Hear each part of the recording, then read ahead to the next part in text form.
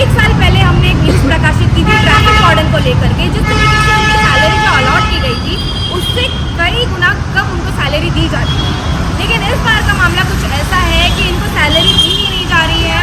Traffic जो warden है मीरा भाईंदर के, और साथ ही साथ आपको बता दें ये जो ठेकेदार है ओम साई करके इनकी कंपनी का नाम है। ये बात करते हैं सर, आपका नाम क्या है? मेरा नाम अक्षय वर्मा है। तो आपको सैलरी कितने टाइम से नहीं दी गई है? 3 महीनों में हमको सैलरी मिल रहा है। और वजह क्या बताई जा रही है? वजह बता रही, कल करता हूँ, आज करता हूँ, ऐसा कर रहा है। तो नवंबर से 1 रुपया आपको दिया नहीं गया। नहीं दिया है।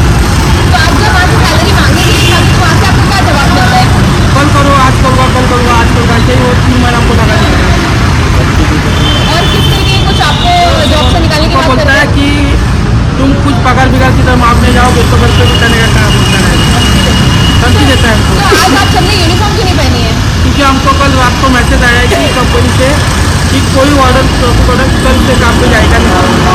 मैडम आपको जो जॉब से निकाला गया है तो किसी तरीके से आपको लेटर दिया कि आपको लेटर नहीं दिए मैंने। कुछ वजह बताइए। तो 10 जन को ग्रुप से निकाल के फिर पगार दी, हमको निकाल। तो पगार देने वाले हैं आपको? नहीं कुछ पगार देने की बात की कि इस तारीख को हम दे देंगे? नहीं हम लोग को नहीं बोले, हम लोग को ग्रुप से निकाल के फिर बाकी जन को दे दी। आपके सुपरवाइजर का नाम क्या है? अंकित सिंह। मैडम क्या कहेंगे, किस तरीके की तकलीफ हो रही है आपको सैलरी को लेकर के? अब देखिए ना, अभी हमको बोला गया है कि बुधवार को सैलरी मिलेगी, ताकि कल बोला था कि आपको 10 जन को 6 बजे तक सैलरी मिल जाएगी। ठीक है, तो हम बोले 10 जन को क्यों, सबको क्यों नहीं, सबको मिलना चाहिए ना सैलरी। तो अभी हमने आवाज़ उठाई है तो हमको बोल रहे हैं कि घर पे बैठो। क्यों हम घर पे बैठेंगे? आवाज़ उठाई इसके लिए घर पे बैठेंगे हम? तो इसके लिए हम क्या कर सकते हैं, आप हमारे लिए क्या कर सकते हो? सर आपका नाम क्या है? दिगंबर प्रवीण घाट। और आप इसमें कितने टाइम से काम कर रहे हो? मैं 2015 से काम कर रहा हूँ मैडम। तो नवंबर से जिस तरीके से इन्होंने बताया कि नवंबर से आपको सैलरी नहीं दी गई, तो उसके पहले का पेमेंट आपको मिला था? हाँ मैडम, मिला था। इसका पहले का 2 महीने का पेमेंट मिला था, सितंबर अक्टूबर का। 2 महीने का पेमेंट बढ़ के आया था हमको नगर पालिका से बढ़ के मिला था 16,208 रुपया 1 महीने का बढ़ा था। टोटल आया था हम लोग को 32,416 रुपया आया था। तो इसमें से हमारा 2 महीने का पेमेंट बढ़ा था, जो इन्होंने हमसे झूठ बोल के 8,416 रुपया निकलवा लिया। हमको बोले कि ये ज़्यादा आया है, ये हमको निकल के रिटर्न दो। तब सुपरवाइज़र भी थे हमारे साथ, हमारे पास आए थे निकलवा के लेने के लिए, और हमने जिनको दिया था उनका हम लोग के पास रुपये। तो मतलब आप कहना चाहते हो कि जो सैलरी आपको दी गई थी कुछ अमाउंट बढ़ा करके, तो उन्होंने ज़बरदस्ती वापस 8,000 कुछ रुपए वापस ले लिए? हाँ, ज़बरदस्ती हमसे निकलवा के लिए। तो कॉन्ट्रैक्टर का आपको फ़ोन आया था कि सुपरवाइज़र का? हमें आया था, सुपरवाइज़र का फ़ोन आया था हमको। तो सुपरवाइज़र ने क्या कहा आपसे? हमें बोला 8,416 रुपया जो ज़्यादा आया है वो हमें निकलवा के दो। तो हमारे पास आके पॉइंट पे आके उन्होंने हमसे निकलवा के लिए। मतलब ज़बरदस्ती वापस लिया गया है? हाँ, हमें बोला था या तो गलती से गया है करके, तुमको सबको ज़्यादा गया है।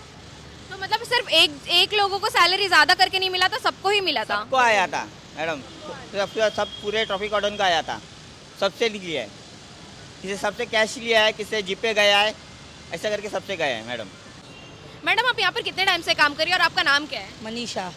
कितने टाइम से काम कर रहे हो? 1 साल हो गए अभी। 1 साल से आप काम कर रहे हो, तो जो कॉन्ट्रैक्टर है आप लोगों को किसी भी तरीके की दिक्कत होती है तो अगर आप कुछ एडवांस में पेमेंट मांगते हो तो आप मेरा देते बच्चा क्या? जब आर्मिड था ना, तो मैंने कंपनी से जाके फाइल लेके गई थी। मैं बोले मेरा बच्चा आर्मिड है, मेरे को हॉस्पिटल में पैसा भरने का है।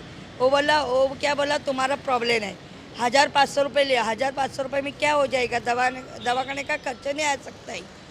उसके बाद जब भी हम लोग ने फ़ोन किया मैंने कि प्रॉब्लम है ये, तभी भी उसने, जब मेरा बच्चे का पैसा भरने का था, 2 महीने का पेमेंट नहीं दिया था, तो बच्चे का पेमेंट भरने का था, तभी उसने पेमेंट नहीं दिया। बाद में उसको मैंने झगड़ा किया कि मेरा बच्चा स्कूल में जाने का, तब उसने 4,800 दिया मेरा, और बाद में वो पगार से काट।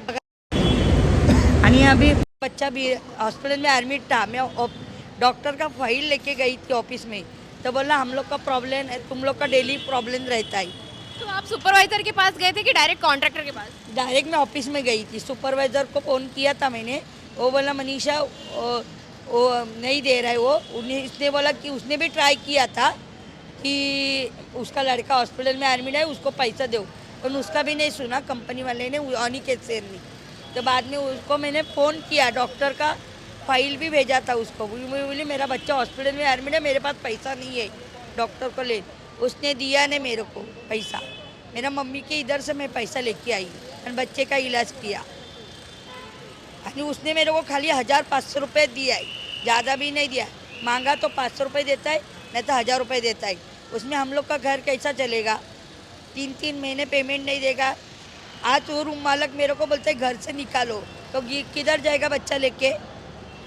3-3 महीने पेमेंट नहीं दे रहा, वो क्या खाएंगे हम लोग? बोलता है तुम लोग बोले ना न्यूज़ में, तो अभी तुम लोग को काम से निकाल देगा। हमारी गलती कि हमने हमारे हक का पैसा मांगा, वो गलती है हमारी। क्या गलती हमारी क्या है वो बताइए। एक्चुअली जब दिवाली आया था तो हमारे अकाउंट में जो 32,000 रुपये आए थे उसमें से 8,500 रुपये इन लोग ने निकाल के लिए, और इन लोग ने कहा था कि मतलब 2 दिन में दिवाली का बोनस आ जाएगा, जो पैसे गलती से आए हैं वो रिटर्न कर दो। तो हम सब ने वो पैसे रिटर्न कर दिए, लेकिन अभी तक 2 दिन इन लोग के दिवाली के हुए, ना बोनस आया ना पेमेंट हमारा टाइम पे होता है। ऊपर से अभी मार्च से लेके अभी तक का किसी को ही, मतलब मैंने अकेले ने मेरा चेक किया कि मेरा है कि नहीं KYC वगैरह पूरा, मेरा KYC सब पूरा है। उनको जब बोलते हैं तो बोलते तुम KYC करो तो तुमको दिखेगा। एक्चुअली हम लोग सब ऐसा जस्ट अभी पिछले जो कॉन्ट्रैक्ट था वो PF निकाला, तो KYC ऑब्वियसली अपडेट ही है हमारी, तो फिर प्रॉब्लम कहाँ पे है? उनको पूछते हैं तो वो बोलते हैं ऑफिस में जाओ चालान दिखाएंगे, और चालान किसी ने देखा मतलब हमारे ही ऑर्डर ने, तो उनका कहना है कि फेक था वो चालान। तो मतलब हमारा जो 11 महीने का PF होता है वो भी हमको लौटा दो, और इस तरीके से अचानक काम पे से निकालेंगे तो हम लोग जाएंगे किधर? जब ये आप लोग ने ज्वाइन किया था तो आपको कितनी सैलरी अलॉट की गई थी? जो तभी 12,000 थी, अभी भी उतना ही मिलता है? अभी भी उतना ही मिलता है। सर क्या कहेंगे, आपको ड्यूटी के दौरान चोट लगी थी तो किसी भी तरीके की आपको मदद की गई ट्रैफिक वार्डन की तरफ से, जो कॉन्ट्रैक्टर है उसकी तरफ से? मैडम, मैं ट्रैफिक वार्डन में काम करता था। एक कोरोना में भी मैं हम लोग इतना तकलीफ झेला है, तो भी हम लोग को कोई नाश्ता नहीं पूछा अभी तक हमारा कंपनी का तरफ से, ना कुछ सहूलत नहीं मिला हम लोग को। और उल्टा मुझे 11:30 बजे का आसपास मुझे एक्सीडेंट हुआ। मैं एक नशा करके आदमी गाड़ी चला रहा था, और बस स्टॉप पे हम लोग ट्रैफिक निकाल रहा था। तो बस स्टॉप के ऊपर जो पैसेंजर खड़ा रहता है, उनके और मेरे ऊपर एक गाड़ी आया, और वो गाड़ी हमको धक्का मार के वो स्पीड में निकल गया, चले गया। उसका नंबर भी हम लोग को देखने को नहीं मिला, और उस जगह पे हमारे पुलिस लोग हवलदार कोई है ही नहीं था, तो मैं अकेला था। तो तुरंत मैं मेरे सुपरवाइजर को कांटेक्ट किया, और मेरा जो फ़ोटो स्टूडियो है, मेरे पैर की खून जो निकल रहा था वो हमारा ग्रुप में डाल दिया, ऑफिस में डाल दिया। तो अभी मुझे कुछ किसी का फ़ोन नहीं आएगा तेरे को क्या तकलीफ हुआ क्या नहीं। तो मैं खुद हॉस्पिटल में जाके दाखिल हुआ, और उस टाइम से मेरे को अभी तक 45,000 मुझे खर्चा आया है। अभी तक मेरे पास बिल संभाल के रखा है, डॉक्टर का डॉक्यूमेंट है, टोटल है। और आज का डेट तक मैं घर पे बैठ के हूँ, मेरे को कोई अभी तक कोई पूछने नहीं आया कि तेरे को क्या तकलीफ है। और उसके बाद 1.5 महीने से मैं आज मेरा तबीयत ठीक होने के बाद मैं जा रहा हूँ, मुझे काम पे ले लो, तो ये तरीके से मैं जी रहा हूँ। मेरे घर पे ऐसा मैं अकेले के ऊपर मेरे को ऊपर सब कुछ संसार व्यवहार है, तो मेरे को कोई ड्यूटी पे हाजिर किया नहीं। आजकल बोल के अभी तक हमारे बड़े अधिकारी ने फ़ोन किया उनको कि तुम तानाजी को ले लो करके, लेकिन उनका भी बात नहीं माना कोई, और मुझे ऊपर कोई ध्यान नहीं दिया अभी तक। प्रथम सिटी न्यूज़ मेरा भाईंदर न्यूज़ को आपको बहुत बहुत धन्यवाद बोलता हूं मैं इन सब की ओर से।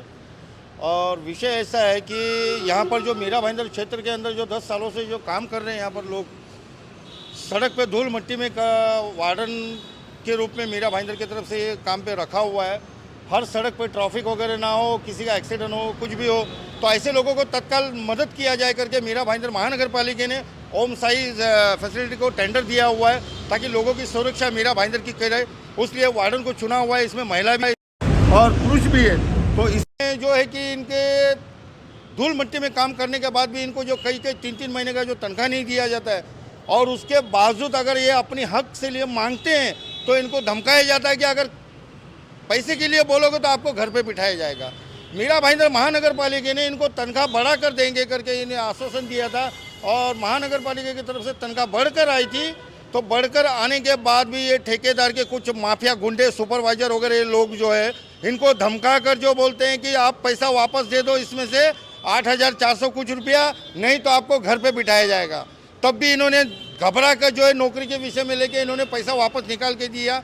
और उसके बावजूद भी 3-3 महीने का तनख्वाह नहीं दे रहे हैं। उसके बारे में कल इन्होंने बच्चों ने आवाज़ उठाया तो उनको आज घर पे बिठाने की धमकी दे दी, इनके ग्रुप में से इनको निकाला गया। और हम सब कल मीरा भाईंदर महानगर पालिका के आयुक्त तो साहब को मिले हैं, उनसे निवेदन किया हुआ है कि साहब ऐसे ऐसे माहौल है और ऐसे ठेकेदारों को जो है और इसमें कार्रवाई की जाए और इन गरीबों का जो हक है वो आप दिया जाए, यह हम आपसे विनंती है करके। और साहब ने हमें आयुक्त साहब ने आश्वासन दिया हुआ है कि गरीबों के साथ में अन्याय नहीं होगा, ये आश्वासन दिया है उन्होंने, कल हमें मिला और बहुत अच्छी तरह से उन्होंने आश्वासन दिया हुआ है। अब जो है कि बात जो है ठेकेदारों की, ऐसे जो ठेकेदार भ्रष्ट ठेकेदार जो है मीरा भाईंदर महानगर पालिका के अंदर ऐसे लोगों को ब्लैक लिस्ट में डाला जाए, ऐसे मैं विनती करता हूँ हमारे मीरा भाईंदर महानगर पालिका के आयुक्त साहब को।